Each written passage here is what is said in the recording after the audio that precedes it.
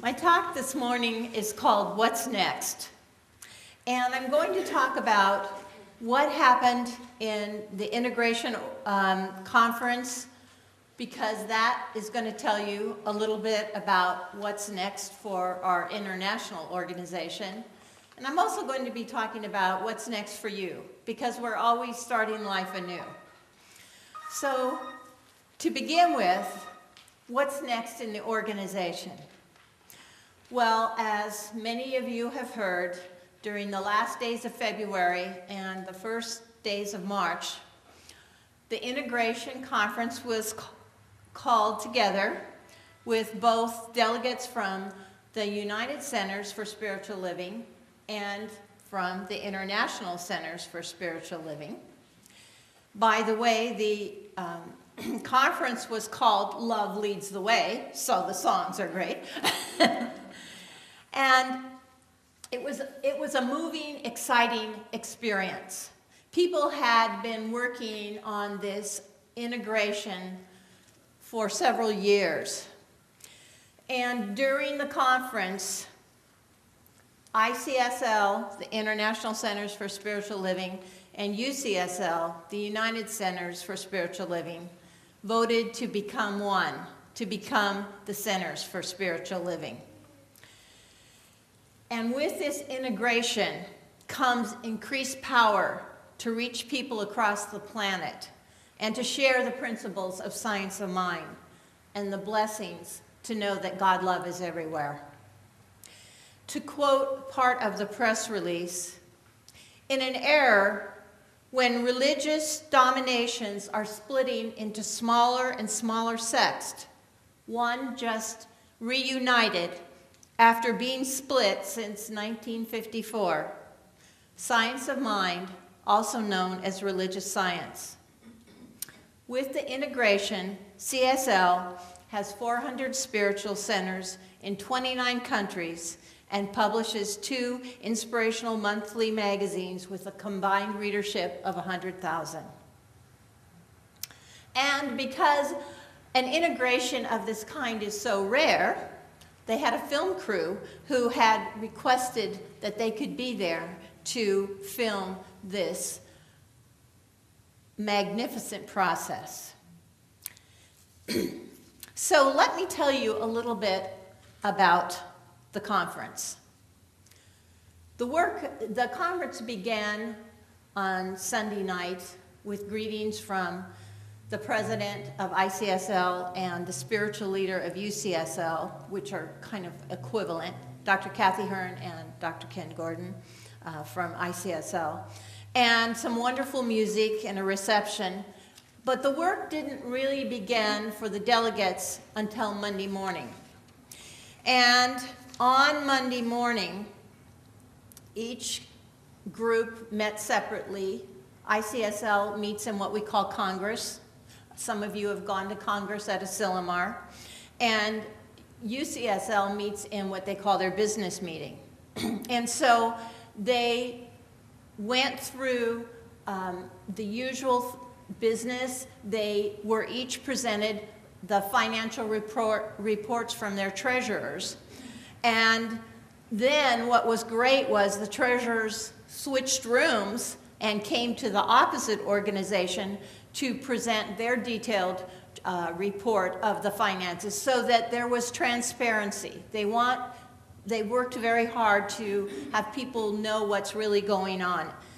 And then the 2 organizations voted to come together in the joint caucus, which began in the afternoon. Well, what it was going to take for the 2 organizations to come together were 3 documents which needed to be approved: the bylaws, the organizational design model, or they call it the ODM, and the affiliation agreement. Well, what had happened was they had presented this, put it out on the web, told people, please read it. If you have amendments to it that you would like to propose, please propose them ahead of time if possible. So Monday began with many amendments that were proposed, many by Reverend Joe Hooper, And these amendments were to, we felt, make all the agreements better. And so throughout the day, there was discussion and voting on these amendments. And if any of you have been to Congress, you know that ministers can talk a lot, right? So to keep it from lasting 3 weeks, since we didn't have that much time, they had a professional parliamentarian, and they had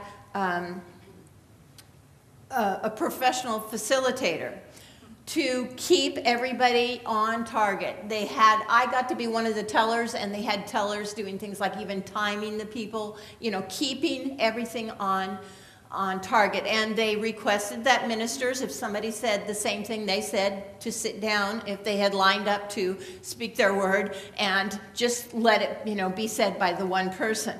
So it really went well. And what was interesting was that people, after each amendment was presented, then people could ask questions, come to the mic and ask questions, and then they had a time where people could say, I'm for this because, or I'm not for this because, and present their ideas. And it was very beautiful to see how much respect everyone gave to people, no matter which organization they were from and what their ideas were. And one of the things that created a lot of passion was these amendments to the organizational design module and the affiliation agreement. What had been proposed was to take out much of the wording and put it in the bylaws. And the reason for this was the bylaws are more like the governing document, and also the bylaws can be voted on by Congress. So this was, the people from ICSL felt this was particularly important. The people from UCSL didn't feel like it was as important. But what was interesting was Dr. Kathy Hearn, who is UCSL's spiritual leader, got up toward the end and said she was for making this move.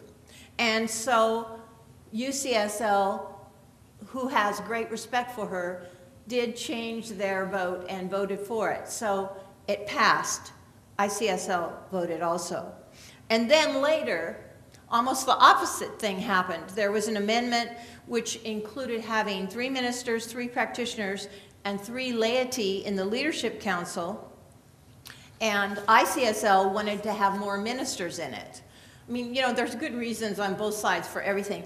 But after discussion, Dr. Ken Gordon, the ICSL president, spoke for it, and it passed. And to me, this really showed that the respect that each organization had for their leaders who have been working on the integration for years, and the idea of let's make it give and take, let's make this work. So it was beautiful to see. And then there were several smaller amendments presented that I felt like just cleaned up the language to make sure it was a little bit more on principle. Like there were a couple things I thought, I don't really like that, but somebody did the amendment for me. And then the last thing that was, I thought, of a big change was there was an amendment to allow youth delegates between the ages of 18 and 21 to be eligible to go to Congress. I mean, there's more detail to everything if you want to talk to me after, but basically that was a big change. And so that was voted a yes also.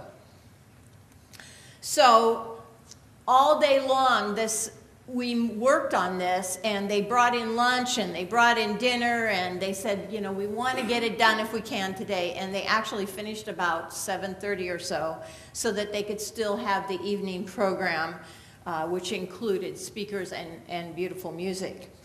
And then the next day, all the delegates got to come in and vote. And it was fun to be a teller then, because I'm right in on the action, seeing what's happening. So as we started counting the votes, there would be a ballot, and there would be each document, and they could vote yes to accept the amended document or no. And I got to be one of the people overlooking somebody's shoulder. You know, we had somebody counting out loud, somebody writing it down, 2 people looking over their shoulder, then 4 more people doing the same thing. I mean, they were very, you know, very careful to make it